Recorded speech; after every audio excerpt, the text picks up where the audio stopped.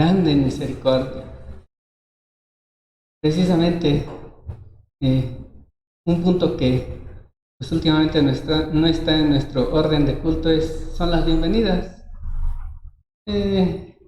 Ya decía Esme, pasó bastante tiempo en el cual pues a muchos no los vimos, muchos otros sí nos veíamos, pero lo mejor, lo más maravilloso es ver, experimentar la gracia del Señor.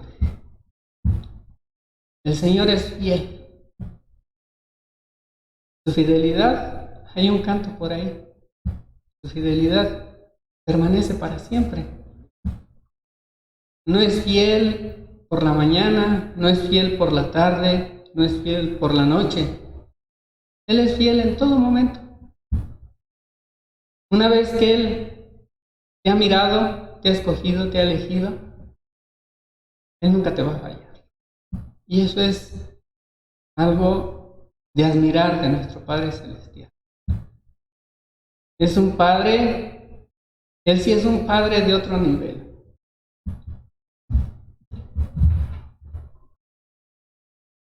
Voy a leerles ahí en Lucas 4, precisamente antes de iniciar con este estudio.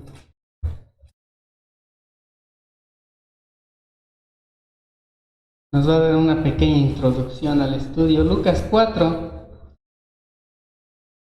versos del 25 al 29, que dice: Y en verdad os digo que muchas viudas había en Israel en los días de Elías, cuando el cielo fue cerrado por 3 años y 6 meses, y hubo una gran hambre en toda la tierra, pero a ninguna de ellas fue enviado Elías, sino a una mujer viuda en Sarepta de Sidón.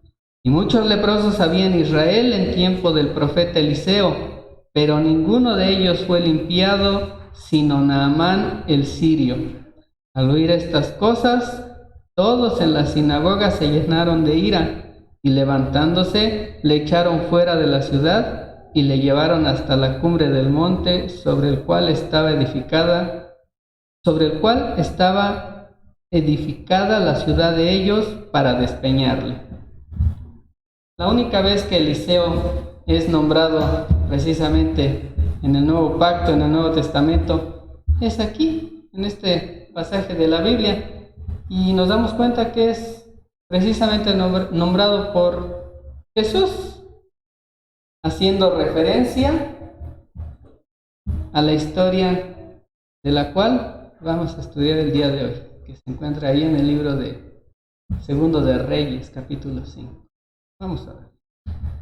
Padre bendito, gracias Señor te damos porque tu misericordia es grande. Prueba de ello es que nos estás regalando este día más de vida. Tú eres el que nos has levantado, tú eres el que nos has proporcionado las fuerzas para llegar hasta tu casa de oración, para alabarte, para bendecirte, para reconocer que tu amor es grande por tus cosas. ¿Qué nos podrá separar de ese gran amor que tú tienes para con tu pueblo? Hambre, desnudez, desempleos, enfermedades, ángeles, principados o potestades. Nada, absolutamente nada, dice tu palabra, Señor. Nosotros la creemos, confiamos en ella. Y así es. Nada, absolutamente nada, nos podrá separar de ese gran amor que tú tienes para con la humanidad. Gracias, Señor, porque tienes a bien el hablarnos, el aconsejarnos, y ha llegado ese momento. Queremos escuchar tu palabra, queremos escuchar tu consejo, que renueve nuestros corazones, que transformes nuestras mentes, para que no nos conformemos a estos siglos. Señor, nos abandonamos en tus manos, quita de mí todo estorbo, todo impedimento que pudiese impedir que se hable tu palabra solamente, que se hable la verdad, que sea tu Espíritu Santo el que nos redarguya y el que haga esos cambios en nuestras vidas. En el nombre de Jesucristo te lo rogamos y te lo pedimos. Amén. como escuchamos ahí en Lucas, la gente llenó de ira. Querían aventar al Señor Jesucristo. Sí. Es increíble darnos cuenta por qué la gente se airó en ese momento. Al escuchar esta historia en la que vamos a meditar en esta mañana, la gente se airó. ¿Cómo es posible que un sirio hubiese alcanzado el favor de Dios? ¿Por qué? Si en el pueblo de Israel, dentro del propio pueblo de Israel, había leprosos y no eran sanados. Pero Naamán el sirio, a través del profeta Eliseo, fue sanado. Y la gente se enojó. Por ahí hay una frasecita, hay muchas frases, ¿no? En las cuales es bueno meditar, es bueno pensar. Pero por ahí hay una frase de una película conocida de Disney. Esa frase, podría yo decir, la acomodé, la trasladé para aquí, para nosotros. No cualquiera puede ser un buen cristiano, pero un buen cristiano puede salir de cualquiera, siempre y cuando llegue arrepentido y confesando sus pecados ante Dios. ¿Sí? Un buen cristiano no puede ser cualquiera. ¿Sí?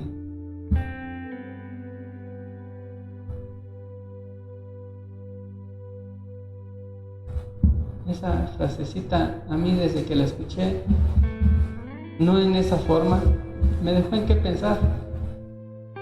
Y precisamente vamos a ver qué aconteció con este hombre, con Eliseo, que ya dijimos, con Naamán, que ya dijimos precisamente fue sanado a través de un profeta. Segundo libro de Reyes 5, versículo 1. Naamán, general del ejército del rey de Siria, era varón grande delante de su señor y lo tenía en alta estima, porque por medio de él había dado Jehová salvación a Siria. Era este hombre valeroso en extremo, pero leproso. Es lo primero que se menciona de este hombre. Es lo primero que escuchamos de Naamán. Era un hombre que tenía autoridad. No era cualquier hombre. Era un hombre que tenía un poder grande también. Pues era un general de los ejércitos que de aquellos tiempos, este ejército de Siria estaba contado entre uno de los más poderosos, ¿sí?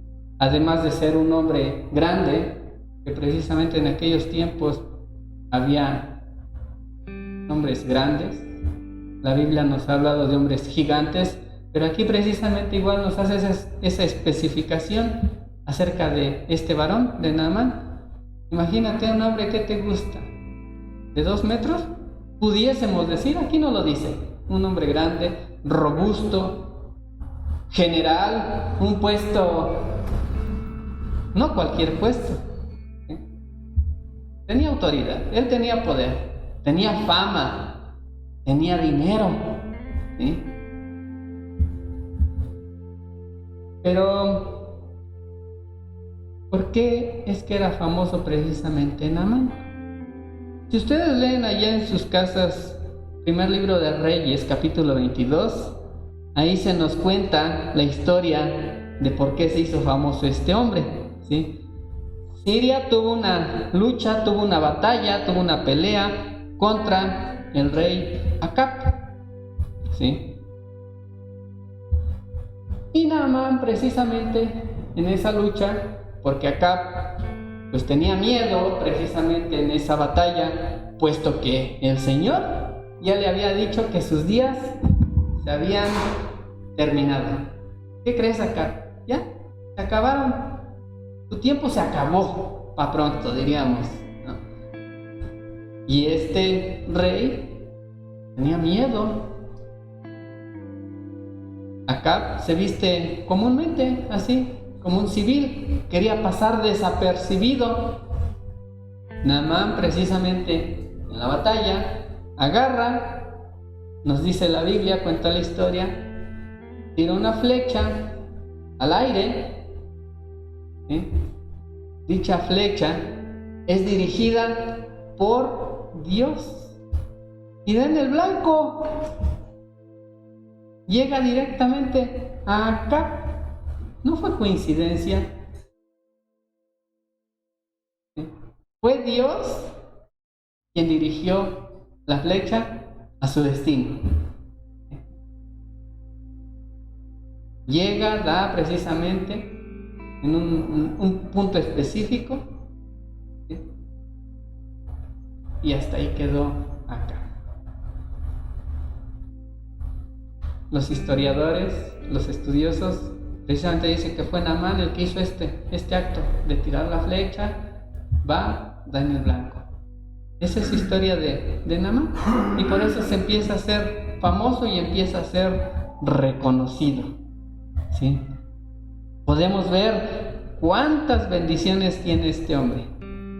No es una, no son dos, no son tres, son bendición tras bendición que el Señor le ha derramado. Nada más que hay algo, ¿sí? ¿Qué dice al final del versículo? Al final, después de la última coma. Un hombre con muchas bendiciones, valeroso en extremo, grande, fuerte, poderoso, pero, ¿sí? Hay un pero. La palabra pero le da un cambio radical a la historia, ¿sí? De este hombre. Pues un hombre lleno de bendiciones y de tanto éxito tiene una vida arruinada, porque el pero básicamente significa que te olvides de todo lo anterior. No sé cuántas veces, joven, chica, chico, no sé cuántas veces, pues para terminar con alguien, no, sí, eres bien buena onda, me caes muy bien, me tratas bien, no sé, sacamos una infinidad de cosas, ¿no? Pero ya cuando escuchaste ese pero, decimos vulgarmente, ya valió. Ya no hay nada más que hacer. Pero,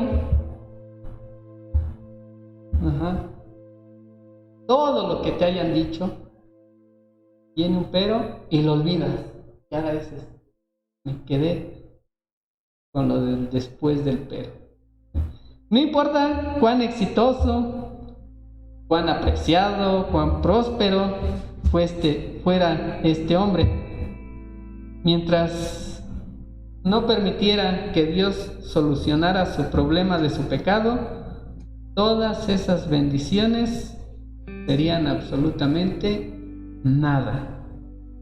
Precisamente uno de los hombres más sabios que ha existido en esta tierra, además de Jesucristo, llegó a esta conclusión, y ese fue Salomón, ¿sí? Salomón llegó a esta conclusión: vivir la vida sin Dios, vivir la vida siguiendo nuestro corazón, es perseguir el viento. Todo pierde sentido, todo pierde propósito y no hay significado. Naamán, tan lleno de bendiciones, estaba consciente de la sentencia de muerte que le esperaba, y ni aun con todo el poder que tenía le serviría de algo ante esta batalla. Hablamos un poquito de la lepra, nada más un poco. En Levítico 13, precisamente dedica este capítulo, Levítico 13 en la Biblia, te dice que era la lepra, pero la lepra básicamente empezaba con una pequeña mancha en cualquier parte del cuerpo. una manchita, ¿sí? La cual pues se iba extendiendo y era una enfermedad que devoraba al enfermo. Algo, podríamos decirlo en nuestros tiempos, algo un poco parecido a lo que es el cáncer.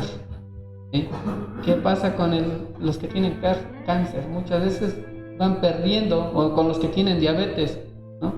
Cómo van perdiendo partes del cuerpo. Algo así era la lepra.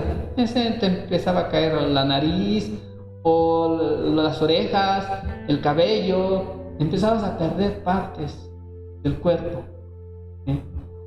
Empezaba a devorar. La manchita se hundía y empezaba a correr por todo tu cuerpo. Era pues un proceso gradual, profundamente humillante y destructivo, y terminaba con la muerte. Hoy en día muchos diríamos que es bueno que la lepra ya no exista, pero el pecado aún existe. Ok, la lepra ya no está. Y ahorita tenemos otras enfermedades, ciertamente. Pero la enfermedad más grande de la humanidad es el pecado. ¿Cuántos pensamos igual que Naamán? Posiblemente vemos una manchita pequeña y decimos, no es nada. A veces así pensamos, ¿verdad? Del pecado. No soy tan pecador. Nada más soy un poquito. Solamente es una pequeña mancha en mi currículum. Ten cuidado, pues recuerda que un solo pecado, en el inicio de la historia, recuerda que un solo pecado fue el que trajo muerte, dolor, sufrimiento que vemos hoy en día. Un solo pecado. Porque la paga del pecado es muerte. Versículo 2. Y de Siria habían salido bandas armadas y habían llevado cautiva de la tierra de Israel a una muchacha, la cual servía a la mujer de Naamán. Ahora aquí vamos a ver, estamos viendo en este versículo 2 un contraste entre los personajes. En el primero, ¿sí?, ya vimos a Naamán. Aquí ya estamos viendo, ahora se nos menciona a una muchacha. Una muchacha, ¿por qué diría una muchacha? No se menciona su nombre, ¿verdad? A diferencia de Naamán, hombre reconocido. Era un nombre reconocido en los alrededores, ¿sí?, por lo que él había hecho. Pero esta muchacha, ni siquiera su nombre es mencionado, ¿sí? Esta muchacha es anónima, no tiene nombre, pues al final era una esclava. Y hemos visto un poquito del trato que le daban a los esclavos, ¿verdad? En las películas que llegamos a ver donde hay esclavos, prácticamente, ¿qué es un esclavo? Un esclavo no importa, no tiene derechos, no tiene nombre, básicamente lo tratan como un objeto más, ¿sí? Un objeto, una cosa que...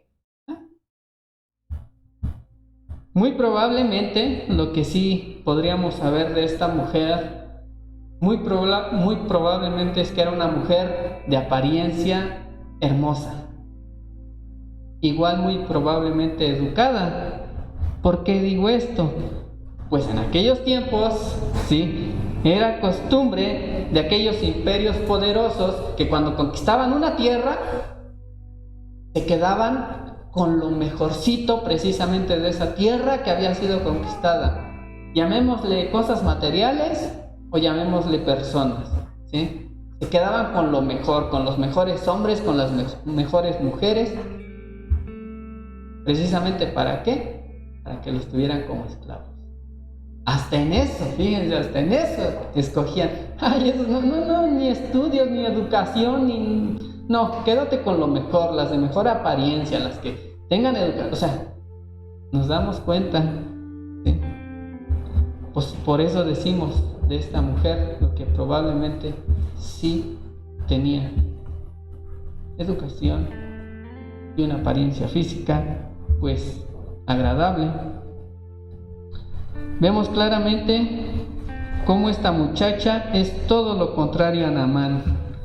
Es alguien rodeada de aflicción, de dolor y sufrimiento. Verso 3, por favor, si alguien le da lectura.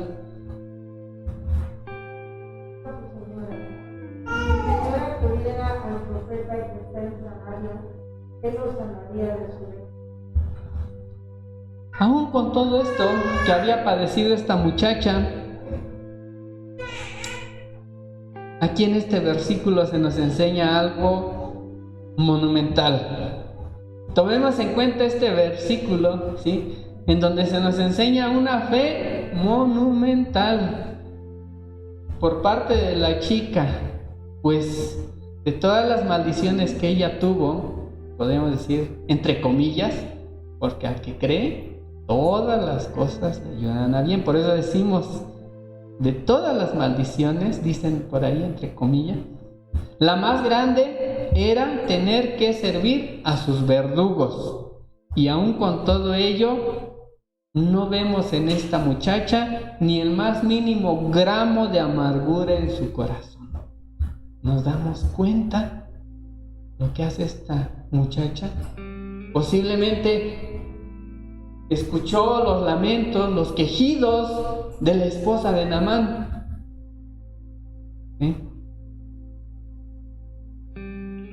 Y se compadece, se conduele. Pues esta mujer, esta muchacha, tiene una confianza, confía plenamente en Dios de una manera impresionante, al grado que ella cree que el profeta puede salvar a Naamán de su lepra. Al escuchar los lamentos de su señora, se duele en su corazón y la manda. Una muchacha que sabía, que estaba consciente y estaba segura que en su tierra natal, que en Israel había profeta. ¿Sí? Hasta ese momento no había ningún caso registrado en el que un profeta sanara a alguien de lepra. Y aquí está precisamente esta chica confiando en el Dios que tiene el control de todas las cosas, la cual al ver la tristeza de su señora, porque la enfermedad consumía a su esposo, tuvo compasión y sus palabras desencadenaron una serie de situaciones, las cuales al día de hoy siguen motivándonos para estudiar este capítulo y nos seguimos maravillando de la gracia de Dios. Aquí nos maravillamos de esa gracia que tiene Dios para con la humanidad. Él elige a quien Él quiere, Él escoge a quien Él le place, de la raza que sea, de la tribu que sea, de la posición social, no le importa, rico, pobre, blanco, negro. El Señor quiere que todos vengan al arrepentimiento. La gracia de Dios es maravillosa. Verso 4, Anita, por favor.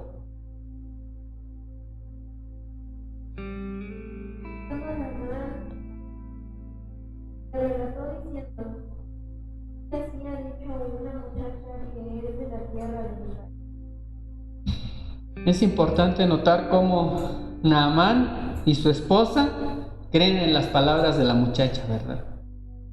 No hicieron oídos sordos. Ellos creen en las palabras al grado de que estas palabras llegan a oídos del rey. ¿Sí? La mujer tiene cierta reputación de credibilidad.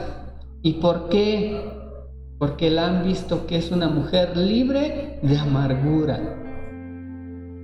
¿Qué testimonio estamos dando nosotros cuando hablamos a la gente de su lepra, de aquella lepra del pecado? Cuando les hablamos no de Eliseo, sino del Jesús que puede salvarlos, ¿nos toman en serio? ¿Me toma en serio la gente? Hermano, hermana, ¿te toma en serio la gente de lo que dices? ¿Tienes la reputación que tenía esta mujer? ¿Te comportas con tal y cual reputación para que tus palabras sean creídas en verdad? Verso 5. ¿Quién me ayuda a leerlo, por favor? Le dijo el rey de Siria: anda, ve, yo enviaré cartas al rey de Israel. Yo pues, él, llevando consigo 10 talentos de plata, de oro, 10 mudas de vestido. Esto era una fortuna, ¿sí? No era cualquier cosa. Hablamos de millones y millones y millones que llevaba Naamán, ¿sí? Era una gran fortuna, la cual revela lo que comúnmente en aquellos tiempos se tenía por costumbre. Los reyes, dentro de sus servidores o dentro de su nómina, por así decirlo, tenían adivinos y tenían magos, personas místicas, ¿sí? Y pensaban que era lo mismo con el pueblo de Israel. Y en lugar de mandar a Naamán con el profeta, le extiende cartas para llegar directamente con el rey. Y esta es la manera de actuar de un hombre que no tiene entendimiento de Dios.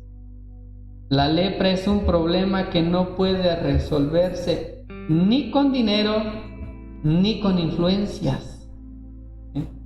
Y lo mismo es con el pecado. No hay poder humano. Escuchen bien, no hay poder humano que resuelva nuestra condición. Y a veces pensamos como el rey de Siria, a veces pensamos como él: pues mi amigo es el pastor,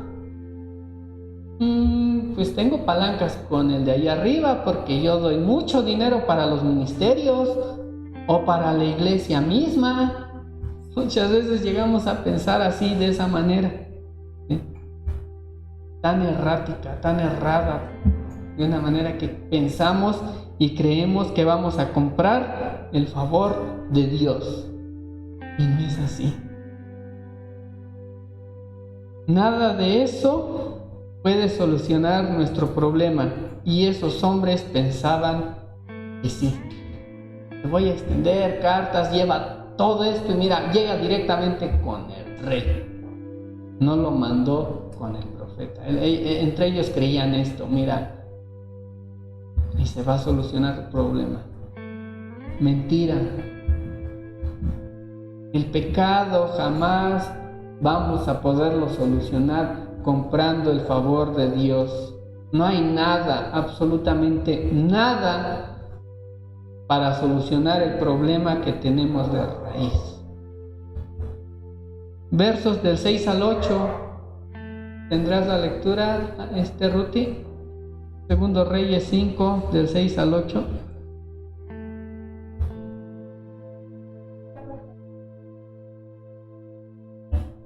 Cuando lleguen aquí las cartas, por ellas, aquí,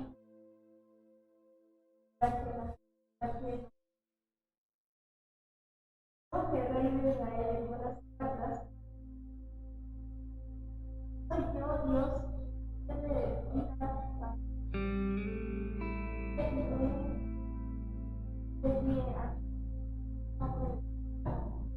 considerad ahora y ved cómo buscar ocasión contra mí. Cuando Eliseo, el varón de Dios, oyó que el rey de Israel había matado a sus vecinos, va a decir al rey: ¿por qué has matado a tus vecinos? Venga ahora para que La reacción del rey de Israel ¿no les llama un poquito la atención? Porque Dios lleva hasta su puerta una situación imposible. Es el rey. O sea, ¿cómo es posible? Es el rey. Él debería de saber, el rey de Siria debería de saber lo que la muchacha ya sabía. Que había profeta en su tierra. Y no sabía. Aún la muchacha estaba más consciente y segura de que tenía profeta en su tierra. Y el rey no sabía. Sorprende. Pero lo que aún más sorprende, llega Naamán, imagínense esto llévenlo a su mente, esta escena. Llega Naamán ante el rey con lepra, ¿sí? El rey lo atiende, ve las cartas y entra, lo deja posiblemente ahí en su sala de espera, no sé, en un lugar especial a Naamán con su gente. Entra, ya estando solo tal vez el rey, ¿qué hace? Por ver esta situación, se rasga sus vestidos. Lo único que él puede deducir, tal vez me quiera hacer guerra el rey de Siria y por eso me está mandando esto. ¿Y acaso yo soy Dios? ¿Puedo dar vida o puedo dar muerte o yo? ¿Eh? Al escuchar eso, precisamente el profeta Eliseo, al enterarse de este acontecimiento, manda igual a decir al rey: a ver, tú tranquilo, ¿por qué te alteras? ¿Por qué te preocupas? ¿Por qué te estresas? ¿Qué te pasa? Manda a ese hombre, ¿sí? ¿Cuáles fueron las palabras de Eliseo? Un mensaje diciendo aquí: venga ahora a mí y sabrá que hay profeta en Israel. ¿Qué le dice Eliseo al rey? Mándalo conmigo para que vea que hay profeta en Israel. ¿Sí? Verso 9. Y vino Naamán con sus caballos y con su carro y se paró a las puertas de la casa de Eliseo. Naamán no se baja del carro, nos damos cuenta, ¿verdad? Pues este es un hombre orgulloso, que está acostumbrado que a donde él llega, los de la casa tenían que salir a recibirle. ¿Cuántas veces nosotros somos? Y en cosas, me invitaron, pero como no salieron a recibirme, yo ya me voy, porque como no me están atendiendo, no me están dando, yo ya me voy, y empezamos a hablar y a decir, o sea, por cosas insignificantes. Pero este hombre, su orgullo era tan grande, que precisamente estaba acostumbrado a esto, que casi la gente se pusiera de tapete y dijeran: ay, qué bueno, gracias que estás pasando encima de mí, aun aunque estés leproso, gracias porque pasaste encima de mí. Tenía esta costumbre este hombre. No se baja. Versos 10 al 12. Entonces Eliseo le envió un mensajero diciendo: ve y lávate 7 veces en el Jordán, y tu carne se te restaurará y serás limpio. Y Naamán se fue enojado diciendo: he aquí, yo decía para mí, saldrá él luego y estando en pie invocará el nombre de Jehová su Dios, y alzará su mano y tocará el lugar y sanará la lepra. Abana y Farfar, ríos de Damasco, ¿no son mejores que todas las aguas de Israel? Si me lavare en ellos, ¿no seré también limpio? Y se volvió y se fue enojado. El profeta lo único que le mandó a decir a Naamán, ¿qué fue? Lávate 7 veces y ¿qué? Seré limpio. Eso fue lo único que le mandó a decir Naamán. Y entonces, ¿por qué el enojo de este hombre? ¿Por qué dice que se fue enojado? El verso 11 nos da la respuesta, que dice: yo pensaba, yo decía para mí, yo esperaba algo.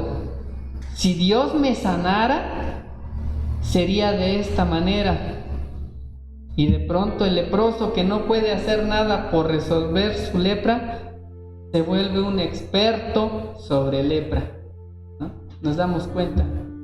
A veces llegamos con el médico y ay, no, yo no quiero eso, doctor. A ver, espérame, o sea, si tú no sabías de tu enfermedad y no sabes de tu enfermedad, ¿cómo de momento te haces un experto? Eso le pasó a Naamán. Así como que, me llegó y, ¿cómo es posible? O sea, por eso se fue enojado. Yo tenía pensado, yo creía, yo decía para mí, o sea, va a salir, me va a tocar, le va a implorar a su Dios, va a llegar la sanidad. O sea, ese fue su coraje, lo que él creía. Con Dios no es así. Y con el ejemplo burdo que les puse aquí en terrenalmente, tampoco hacemos eso, sino entonces ¿a qué vas al médico? Si de momento eres experto. ¿Desde cuándo el agua limpia la lepra? Claro que no. Y si así fuera, el río Jordán es un charco de lodo. Y muchas veces nos los pintan el río Jordán como que un río muy bonito, ¿no? Cuando en realidad, déjenme decirles que no es así, ¿eh? El río Jordán es un río con poco caudal y sucio. Y en su razonamiento, por eso decía, si el agua me va a limpiar de la lepra, por lo menos que sea en buena agua y en un río bonito. Y precisamente Damasco era conocido por sus hermosos ríos. Damasco tenía unos ríos impresionantes, unos ríos wow, como los ríos que vemos de pintura, de cuadro, algo así.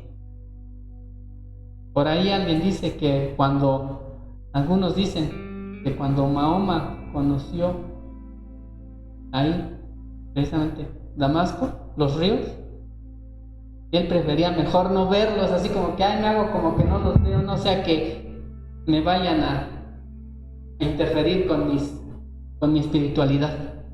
O sea, ese grado era la maravilla de los ríos de Damasco, ¿sí? Y por eso este hombre decía, bueno, si el agua me va a limpiar, pues ya de mínimo me hubieran mandado un río de esos de ahí, de Damasco, algo bonito, algo limpio, algo cristalino, no en un charco. Fíjense lo que son las cosas.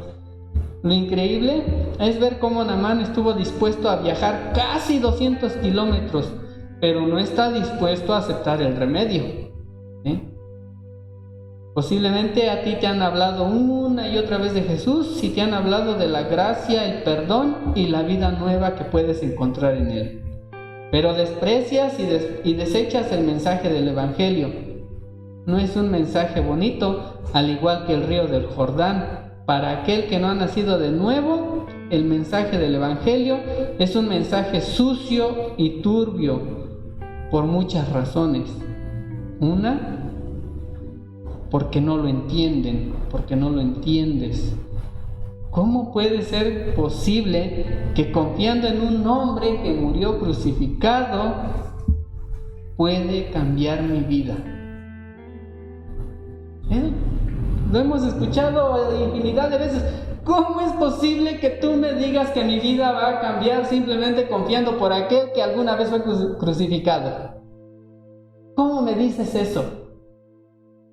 En su razonamiento no lo entienden. ¿Sí?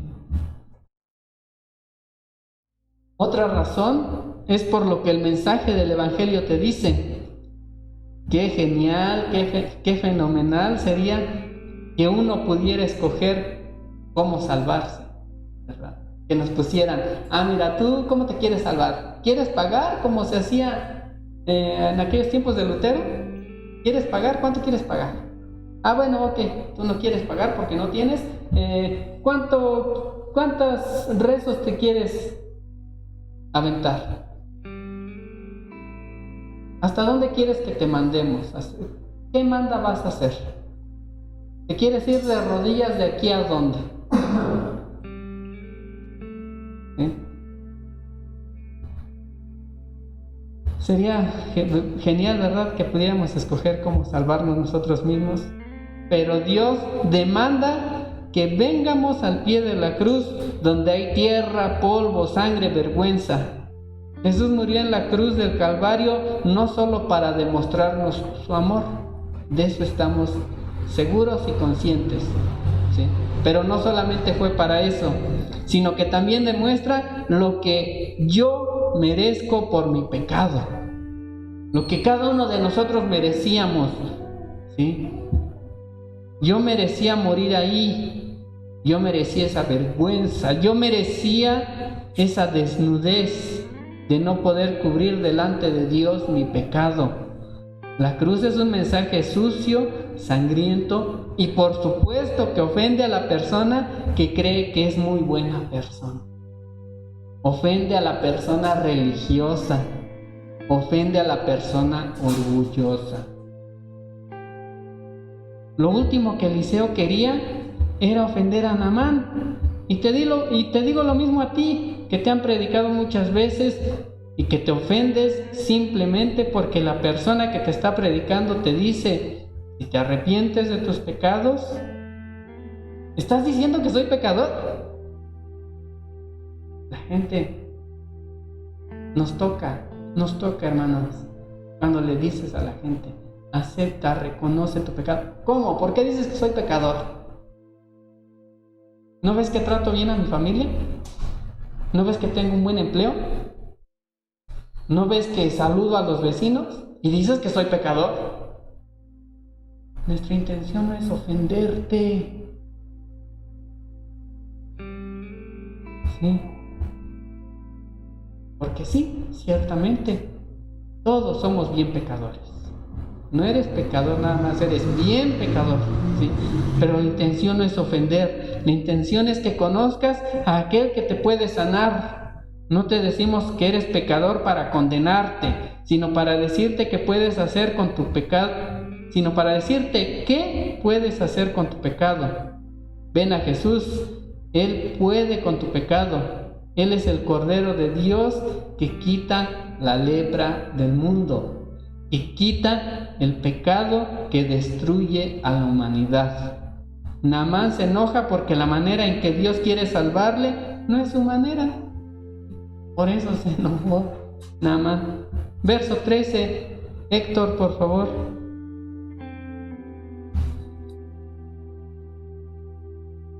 Mas sus criados se le acercaron y le hablaron diciendo: Padre mío, profeta te mandar alguna gran cosa, no la harías, cuando más diciéndote lávate y casate. Antes de que fuésemos cristianos, todos estuvimos en este punto, en donde rechazábamos el simplemente venir y confiar en Jesús para ser salvos, pues pensábamos que teníamos que hacer algo, no entendíamos. ¿Cómo puede ser que solo debo creer en Jesús? Es demasiado fácil. Lo único que puedes traer a la cruz es tu pecado. De la misma manera que podía traer Naamán al profeta, era su lepra. Es todo lo que Dios pide que aportes, que reconozcas que eres pecador. Así de fácil y de sencillo. Es maravilloso ver cómo Dios usa a otras personas que ni siquiera le conocen para animarles a confiar en el Señor. ¿Qué estaban haciendo los que estaban con Naamán, sus servidores, que aún lo tenían en alta estima? Padre mío, le hablan con amor: Padre mío, mira, nada más te mandó. ¿O qué acaso si Él te hubiese mandado a hacer algo grande, no lo harías? Pues no te mandó a hacer eso. Él te mandó algo sencillo, nada más te dijo que te vayas, te zambullas en el Jordán y ya. Nada más. Naamán primero perdió su temperamento, se enojó, pues el mensaje lo ofendió. Después tuvo que perder su orgullo para que al final perdiera su lepra. Eso es lo mismo para nosotros como pecadores. Tal vez ya perdiste tu temperamento, cuando te han predicado el Evangelio. Ahora solo necesitas perder tu orgullo y venir a Jesús. Sencillo, ¿no? Verso 14. Él entonces descendió y se zambulló 7 veces en el Jordán, conforme a la palabra del varón de Dios, y su carne se volvió como la carne de un niño y quedó limpio. Este día, seguros estamos que fue el día más feliz para Naamán, ¿sí? Fue el día más feliz para este hombre, ¿sí? Dios había hecho de él una nueva persona, y eso es precisamente lo que la Biblia dice que nosotros podemos recibir si venimos a Jesús. 2 de Corintios 5:17. De modo duro, hermanos, tengan esa confianza. De modo que si alguno está en Cristo, nueva criatura es. Las cosas viejas ya se quedaron en el olvido, ya pasaron. Ahora, hoy, de aquí en adelante, todo es hecho nuevo. Todo. Esto es lo que Cristo te ofrece. Seguramente Naamán hubiese estado feliz si simplemente él hubiera visto mejoría, ¿sí? Si se hubiera mejorado en gran manera en su condición, posiblemente tendría esta felicidad. Pero Cristo no ofrece una vida mejor, ¿sí? Cristo no ofrece una vida mejor. Cristo ofrece una vida eterna y una vida nueva, no mejor. El cambio de Naamán no solamente fue visible exteriormente, hubo un cambio en su corazón, y eso pasa cuando tienes un encuentro con la gracia y el poder salvador de Dios. No solo eres transformado de forma visible para otros, sino que también cambia tu corazón. Aquí decía un pastor, a son de broma, ahora le apodamos a Naamán Babyface. Su mujer, posiblemente al verlo, se llenó de envidia. Oye, ¿qué te pasó? Tienes la carne, tienes la piel de un bebé. Llévame ahí, porque ni tantas cremas, ni tantas mascarillas, ni me pueden dejar nuevamente nueva como tú. Verso 15 y 16, ¿alguien lo tiene por favor por allá atrás? Y volvió el varón de Dios, él y toda su compañía, y se puso delante de él y dijo: He aquí ahora conozco que no hay Dios en toda la tierra sino en Israel. Te ruego que recibas algún presente de tu siervo. Mas él dijo: Vive Jehová, y a presencia estoy, que no lo aceptaré. Necesitaba que aceptara alguna cosa, pero él no quiso. Eliseo no quiso recibir nada de Naamán. Diríamos, qué grosero Eliseo, ¿verdad? Pues no. Eliseo no quería dar lugar en el corazón de este hombre para pensar que él tuvo algo que ver en su sanidad. La salvación no se puede comprar con nada que el hombre pueda ofrecer. No intentes ganar el favor de Dios. La Biblia es clara al decir que somos salvos, que somos sanos por gracia, por medio de la fe. No hay absolutamente nada que podamos ofrecer para nuestra salvación.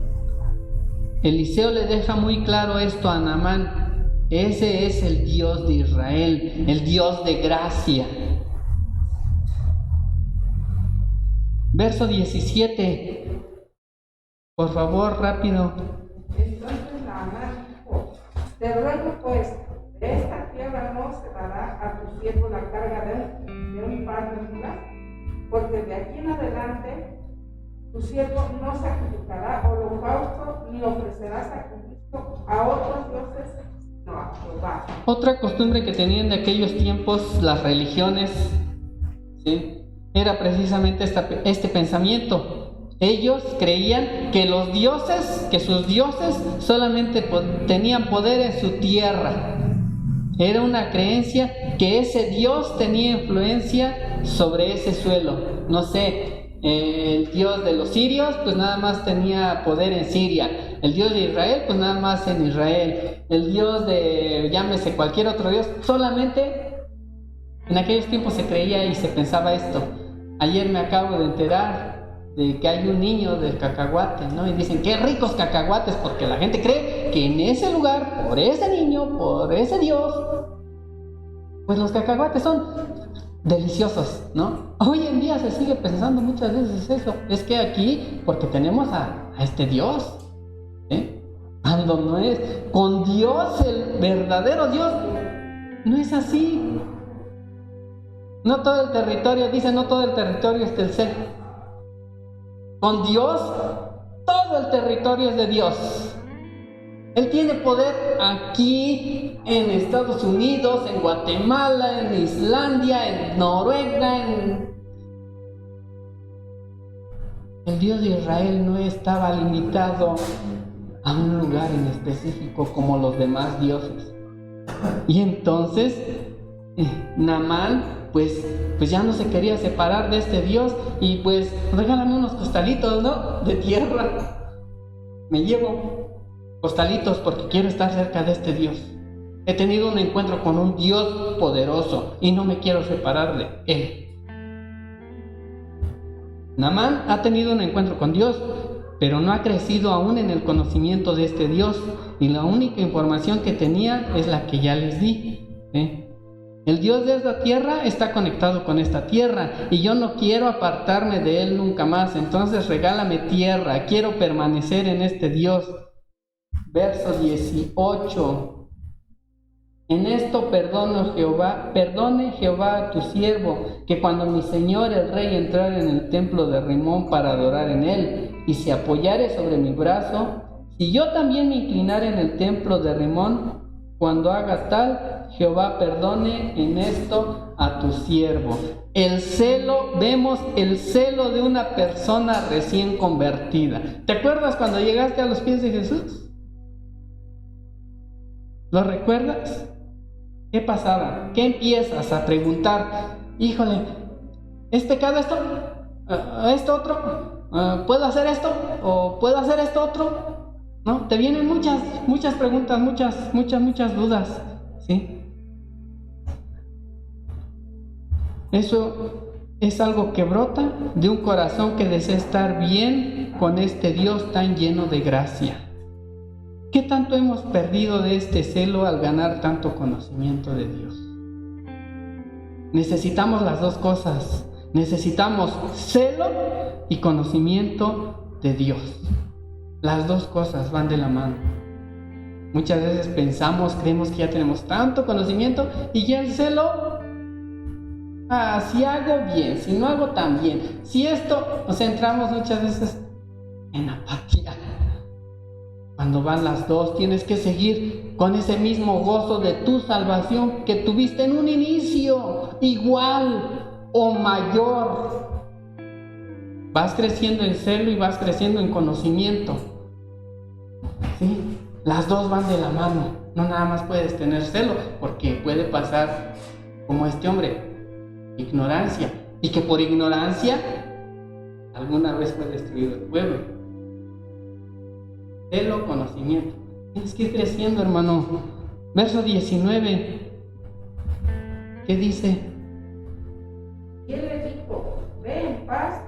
Se fue pues y caminó como media legua de tierra. Aquí antes del verso 19 seguimos mencionando otro poquito del 18. ¿Qué le dice Naamán? Mira, cuando llega ya mi rey, hay momentos, ya el rey es grande y es viejo, y luego a veces te inclino, porque pues él tiene que arrodillarse ante su Dios. Pero yo ya no me voy a inclinar a ese Dios, es porque estoy apoyando y ayudando a mi rey. ¿Sí? Por eso lo estoy haciendo. Dile a Jehová, dile a tu Dios, dile a Dios que me perdone. Cuando él ya tenía igual el acceso directo a esa gracia. Ya él ya tenía, pero todavía no tenía ese conocimiento. ¿Qué le dice Naamán? ¿Qué le dice? Ahora ve, inscríbete al seminario, toma tus clases de ¿cómo les llamamos? ¿Las de inicio? ¿De catecúmenos? O sea, le dijo todo esto a Naamán: ve, prepárate, aviéntate toda la Biblia del principio a fin y al revés. No. ¿Qué le dijo? Ve en paz. Dios te bendiga. No pierdas el gozo de tu salvación pa' pronto. Así. Sencillo. No quieras que la gente, si tú cuántos años llevas, hermano, no quieras que la gente que ha venido al Señor, que ha llegado a los pies de Cristo y lo ha aceptado, no quieras que en ese momento lo quieras llenar de tanto conocimiento. Espérame. En ese momento él tiene ese gozo de saberse salvo, de saberse sano. No le quites ese gozo. Dios te bendiga. Vienen los pasos más adelante.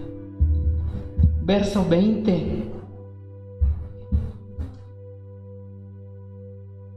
Entonces, lleno de Eliseo, el varón de Dios, dijo entre sí: he aquí mis señores colgó a este sirio Naamán, no tomando de su mano las cosas que había traído. Vive Jehová, que correré yo tras él y tomaré de él alguna cosa. Giezi no tenía una buena relación con Dios, aun y cuando tenía todo para llevar una excelente relación con él. Tenía a Eliseo como pastor, aquel hombre que Dios utilizaba para bendecir a Israel. Tenía sana doctrina, tenía a un buen pastor, acceso a alguno de los ministerios, y aún así su corazón estaba mal. ¿Cómo comenzó la descomposición de este hombre? Primeramente empezó por criticar a su pastor, y en segundo lugar pensó que Dios le estaba llamando al ver que estaba mal Eliseo según él.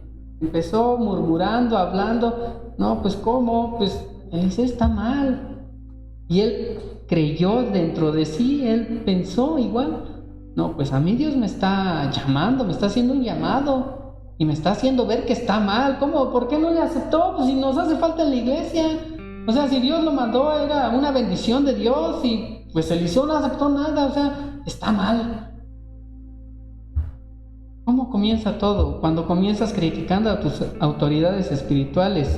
Y aclaramos esto: de ninguna manera creemos que los pastores son perfectos, cualquiera que te venga en mente. Ninguno es perfecto, peca igual que nosotros. Al fin y al cabo todos somos pecadores. Pero no confiamos en nuestras autoridades espirituales porque sean perfectas, sino porque un Dios perfecto las ha puesto en nuestra vida para bendecirnos, para equiparnos, para moldearnos y para prepararnos. Es por eso. Porque si vamos a ver vulgarmente, coloquialmente, aquí en México decimos: todos tenemos cola que nos pisa. Pero no confiamos por esa razón. Dios quita y Dios pone a las autoridades. Verso 21-22. Y siguió Giezi a Naamán, y cuando vio a Naamán que venía corriendo tras él, se bajó del carro para recibirle y dijo: ¿va todo bien? Y él dijo: bien, mi Señor me envía a decirte. Primer síntoma de que te estás pudriendo espiritualmente: criticar a tu autoridad espiritual. En segundo lugar, creerte más espiritual. En tercer lugar, empezar a mentir. Tienes que mentir para justificar un llamado que Dios no te ha hecho. Ese es un hecho. Si tú crees que llevas un llamado, piensas y ya empezaste con las dos primeras a podrirte espiritualmente y ya llevas los dos primeros síntomas, el tercero es empieza la mentira. mi Señor me dijo. ¿En qué momento? ¿En qué momento Eliseo le dijo, ve y sí, entonces ahora sí, dile que te dé lo que tenga que dar? ¿En qué momento lo mandó Eliseo? Jamás.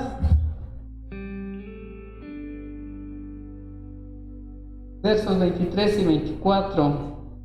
Dijo Naamán, te ruego que tomes 2 talentos. Y le insistió, y ató 2 talentos de plata en bolsas y 2 vestidos nuevos, y lo puso todo a cuestas a 2 de sus criados para que lo llevasen delante de él. Y así que llegó a un lugar secreto, él lo tomó de mano de ellos y lo guardó en la casa. Luego mandó a los hombres que se fuesen. Aquí vemos otro síntoma más cuando empezamos a venir en tinieblas, cuando empezamos a andar en tinieblas, ¿sí? Cuando tu vida empieza a tener áreas ocultas, ¿sí? Áreas en la oscuridad, y dejas de rendir cuentas, dejas de confesar tus pecados y comienzas a ocultarlos. Tu pecado tarde que temprano te va a alcanzar. Ese es un hecho, ¿sí? ¿Qué dice aquí? Se fue a un lugar secreto. Ya llegamos al secreto. Ahora váyanse, los que iban conmigo los corre y guarda, ¿sí? Es muy lamentable y notorio cuando pastores se corrompen por amor al dinero. Pero esto no solo le pasa a los pastores, también pasa con las ovejas. Codiciando el dinero, codiciando esta vida, amando este mundo, abandonamos al Dios que nos ha prometido el mundo venidero. ¿Dónde está tu corazón en este momento? Naamán tenía todo, y ahora que tiene una relación con Dios, eso le es suficiente. ¿Nosotros estamos satisfechos en Cristo? ¿Estamos contentos realmente? ¿Somos agradecidos con la provisión de Dios en todo momento? La insatisfacción en el corazón de un creyente es como la lepra. Se puede extender rápidamente y destruirlo todo. ¿Tienes insatisfacción? Ten cuidado, hermano. Ten cuidado, hermana. Porque se puede expandir rápido y va a terminar destruyéndote. Verso 25, Héctor.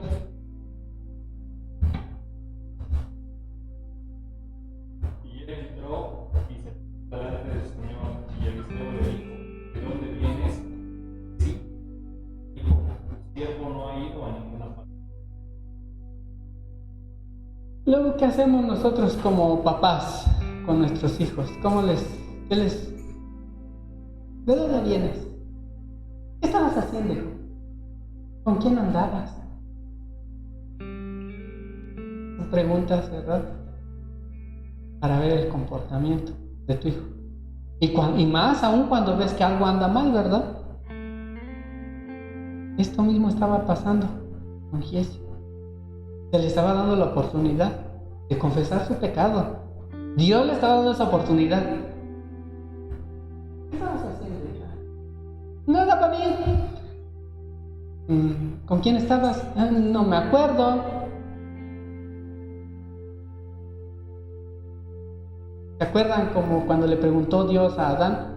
¿Dónde estabas? ¿Dónde estás? Adán, ¿dónde estás? ¿En verdad Dios no sabía dónde estaba? No, claro que no, para nada. Dios sabía claramente dónde estaba. Y Dios ya sabía qué había hecho Adán. Y ahí se le estaba dando la oportunidad. ¿Qué hiciste, hijo? ¿Por qué lo hiciste?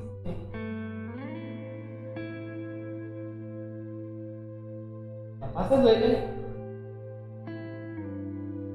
y quiere que llegues al arrepentimiento una vez más.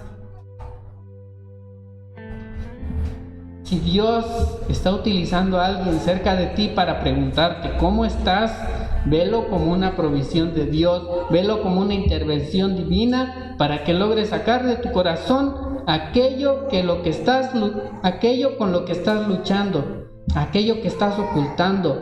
Dios quiere sacarlos a la luz. Porque si andamos en luz como Él está en luz, tenemos comunión unos con otros y la sangre de Cristo Jesús nos limpia de todo pecado. Aquí Dios le estaba dando una oportunidad a Giezi de confesar su pecado, misma que no aprovechó. Esme, verso 26. Ya casi terminamos, unos 4 minutos. Él entonces le dijo: ¿No estaba también ahí mi corazón cuando el hombre volvió de su casa a recibirte? Es tiempo de tomar plata y de tomar vestidos, olivares, viñas, ovejas, bueyes, siervos. Eliseo descubre su corazón de Giezi en un instante, como cuando Dios le pregunta a Adán, lo que ya te decía. No porque Dios no supiera dónde estaba Adán, sino que es una invitación para sacar a la luz nuestro pecado. Así de rápido. Nosotros como padres, los que ya tenemos más de un hijo, se nos hace más fácil ver cuando el hijo está mintiendo. Ya dices, ya experimenté con uno, ya pasé, ya lo viví con uno. 2, ok. Llega un tercero, ¿qué crees? ¿Qué crees? Para que me veas la cara. Discúlpame. Ya sé hasta lo que dijiste y en el momento en que lo hiciste. Así, aquí Eliseo descubrió el corazón de este hombre bien rápido. ¿Qué decía Giezi? Con lo que tengo, miren, vamos a plantar vamos a tener unos viñedos. Vamos a comprar unos bueyes, unas ovejas y pues ¿por qué no? Igual darme la vida pues igual me alcanza para siervos, siervas, criados. Híjole. Verso 27. Mamá, por favor. Por tanto, la lepra de Naamán se te pegará a ti y a tu descendencia para siempre. Salió de delante de él, rojo, blanco como la nieve. Giezi tuvo la oportunidad de confesar y no la aprovechó. Y no solo perdió su ministerio y la oportunidad de glorificar a Dios durante su vida, privó de esa oportunidad.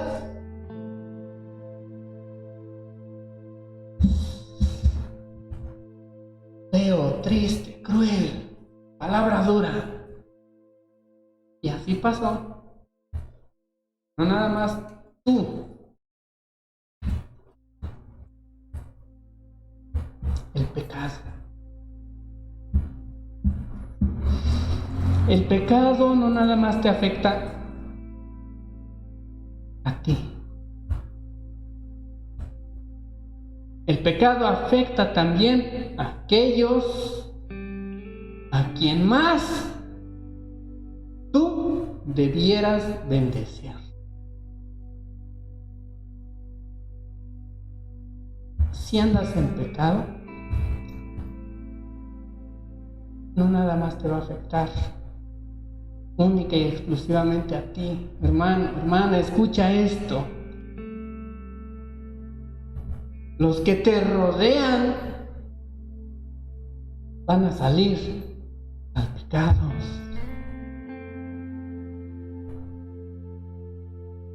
Y no queremos eso, ¿verdad? ¿O hay alguien que quiera eso? No. ¿No es irónico esto? Naamán, un hombre que está lejos del pueblo de Dios, viene a Dios en arrepentimiento, humildad y fe, y es sanado. Y Giezi, que tiene tantos recursos y bendiciones espirituales, termina completamente leproso. Tener buenas autoridades espirituales, una buena iglesia, buenas enseñanzas, buenos recursos, no es garantía que estemos bien. Nosotros tenemos que responder a lo que Dios nos dice en sus mensajes, en su palabra, en el llamado. Llámese aquí en la iglesia 8x8, en tus devocionales, en casa. Nosotros tenemos que responder a ese llamado de Dios. No basta con, wow, la iglesia está a todas margaritas, el pastor tiene mucho conocimiento, da una enseñanza de lo mejor. No es, ¿sí? No es garantía de que estés bien.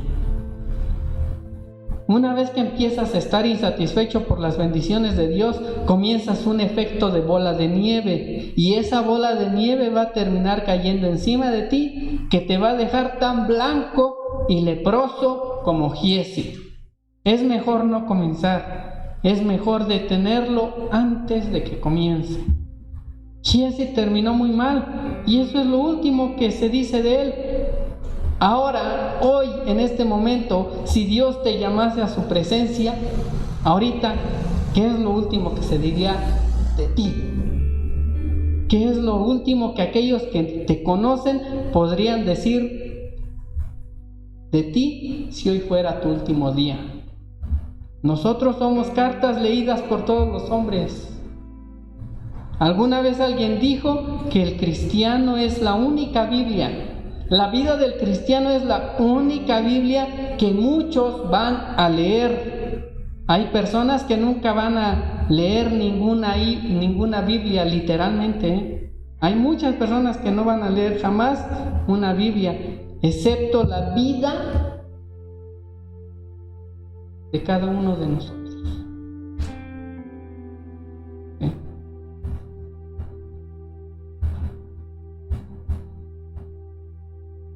¿Quién eres en esta historia? ¿Quién eres de esta historia que acabamos de ver? Si nunca le has entregado tu vida a Jesús y te identificas con Naamán, tienes éxito, fama, dinero, déjame decirte que necesitas a Jesús y hoy puedes venir y depositar tu confianza en Él, reconociendo que eres pecador y que solo Él te puede salvar. ¿Quién eres en esta historia? ¿Eres como esta muchacha a la que ha perdido, a la que han herido y lastimado? Dios te quiere usar, pero Él no lo va a hacer hasta que tú perdones, hasta que tu corazón esté libre de amargura. Saca toda esa amargura. Si te han hecho daño, porque seguro estoy que a todos alguien nos ha hecho daño, ¿sí? Y que muchas veces en lugar de bendecir, hacemos lo contrario. ¡Ay, le pasó! Pudo haber pensado aquí, ¿sí? Bien, la muchacha, ¡ay, a mi patrón le pasó! Pues, ¿para qué mata a mis padres? ¿Para qué me tiene cautiva? Tanto daño que me hizo. Bien pudo pensar la muchacha, ¿sí? Y muchas veces pensamos tristemente de esta forma, ¿sí? Dios te va a utilizar cuando perdones, ¿sí? Y cuando tu corazón quede libre de todo ese resentimiento. ¿Quién eres de la historia? ¿O eres Giezi? ¿Has estado murmurando? ¿Te has estado quejando? ¿Ocultas pecados? ¿Vives en tinieblas? Hoy te digo, ven a la luz, confiesa. Si Dios pudo sanar a un leproso como Naamán, Dios puede restaurar a un hijo pródigo. Si Dios hizo eso, Dios hace eso y más con un hijo pródigo, que lo ve de lejos, le abre los brazos y le hace una gran fiesta.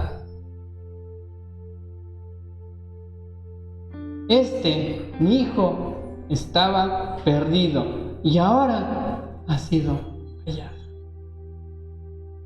Hoy el Señor quiere restaurarte si tú confiesas en arrepentimiento. Que el Señor te bendiga.